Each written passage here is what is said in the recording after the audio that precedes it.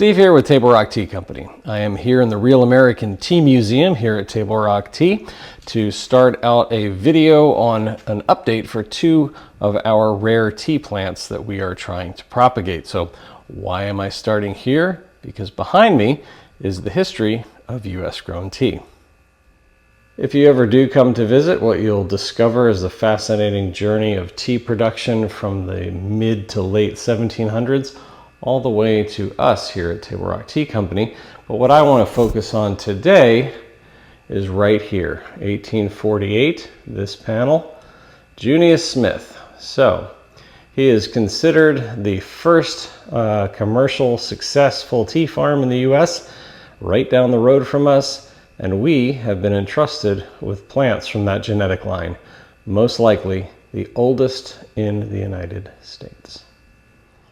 As I'm sure you've seen from some of my other videos, these plants have been very difficult to propagate. It has taken me almost 4 years, and we had 9 going into this year. I think we only have 5, maybe 4 that actually survived, but that was enough, and I went ahead and I made cuttings of them this 4th of July. The other ultra rare plant is this one that we call Ebbie Tea. This is the plant that I would if the entire farm was on fire and I could only escape with one plant, this is the one.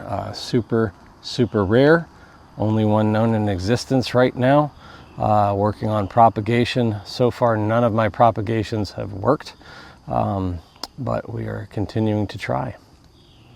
Speaking of propagation, let's go ahead and take a look in our germination room, propagation room, and here are the 2 that I'm working on. So we're keeping these pretty well misted. In the front is the Walhalla Mountain tea, the rare one from the early 1800s, and behind is the Ebbie tea. So far, these are all doing well. Again, this has been, I guess it's been about 2 weeks since I've taken the cuttings, and this is a whole nother tray of that Ebbie tea. So far, everything is looking good. We shall see. I'm trying to keep it nice and misted here. The temperature has been super hot. Well, hopefully this year we'll be able to get, I would love to get at least half a dozen of those Walhalla Mountain plants started, because they take about 3 years before we can plant them outside. And I would certainly like to get at least a dozen or so of the Ebbie tea. So anyway, we try. Every year we keep trying, keep improving our techniques. So thanks again for watching.